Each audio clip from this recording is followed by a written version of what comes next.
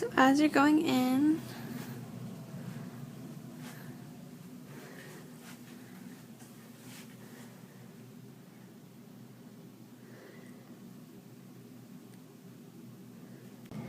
here I have my play and activity table and my circle time center. I really like this because this is a multifunctional item. You can buy those boards that take up a lot of your space, so having them all over this entire wall of one for counting, one for days of the week, one for today's date, one for the weather, one for letters. Instead of doing all that, this does everything, and it looks a lot better.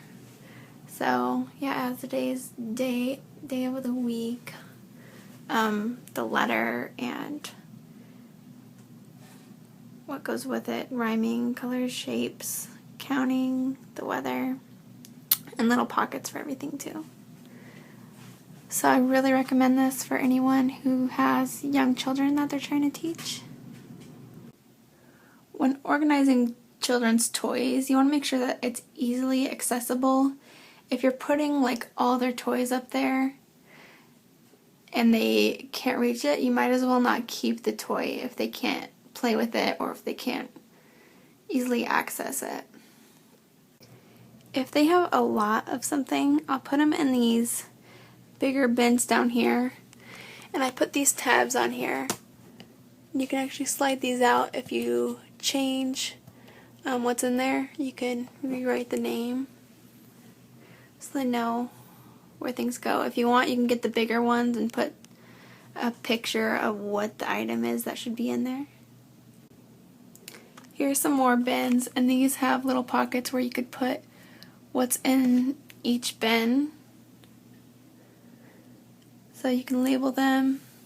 Over there I have like plastic toys and their Lincoln Logs, and then their movie collection.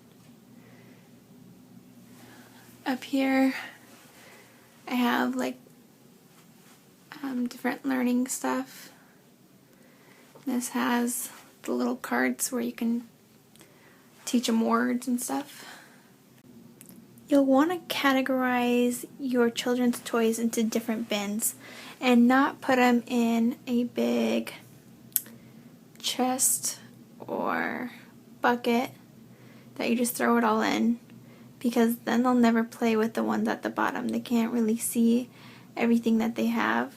At least here, if they want to play with action figures, they'll find action figures and all the action figures in here. Or if they want to play with Transformers, there's a bucket for everything.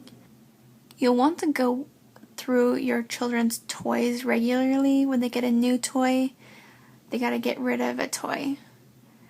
You don't just keep bringing in more toys. They don't need that many. And when they have too many choices, they actually don't play with everything. So I go through my toys and I'll ask my kids, like, which ones do you want to keep? Which ones do you want to get rid of?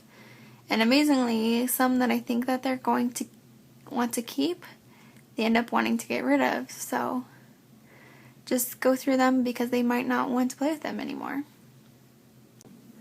Also, I don't buy toys that have lots of little tiny parts. Like, usually the stuff that they get are easy to put away. No marbles or I learned Play-Doh really quickly. Wasn't a very good idea.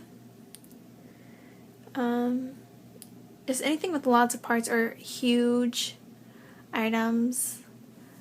Like, I used to have a kitchen, I used to have a train table, but it took up so much of their play area that they couldn't play.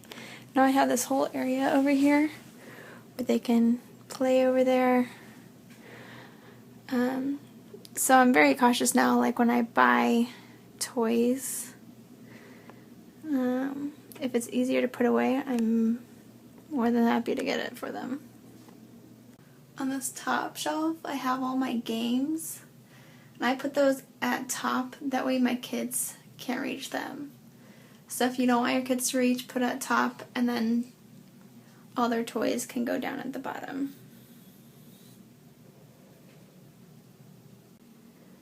On this wall I have their puzzles. so they can grab one and put it on the table to do.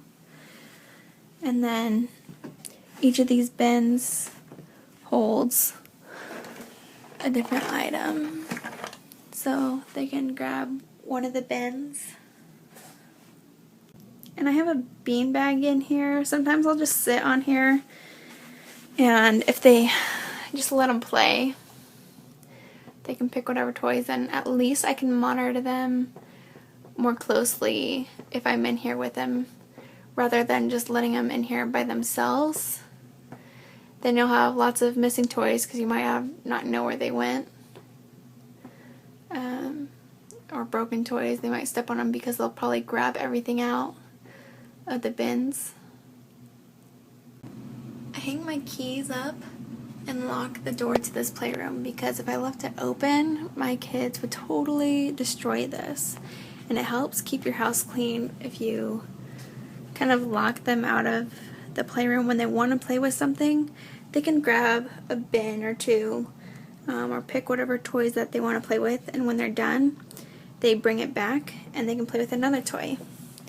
And don't think of that as being mean, because going to school, you have to learn to put your toys away when you're done playing with them. And so it teaches them to clean up after themselves, and it keeps my house clean so I don't have toys everywhere, or they're not stepping all over their toys and breaking them. It's organized now because there's no missing parts to anything. So it actually works out very well, and my kids don't mind it at all. In my living room, on the side of this chair, I have a bin for my boys.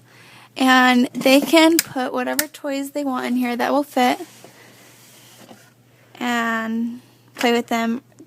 This bin is always down here, so they can change out the toys whenever they want to, fill it up with whatever toys.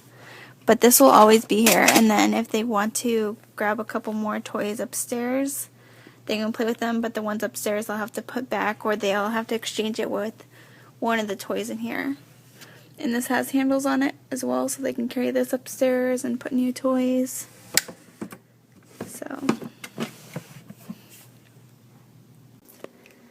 I have this time timer, and you can use this for their homework, or if they need to do music practice, time out, or how long they have to practice something. But you go to however long you want them to do it, and then as it goes down, they could see how much time is left. So if they don't really understand that yet. And then once it gets to here, it'll go off. And I hang this here, but I can actually even take it off, and it's got things in the back so I can stand it up like on a counter if I need to.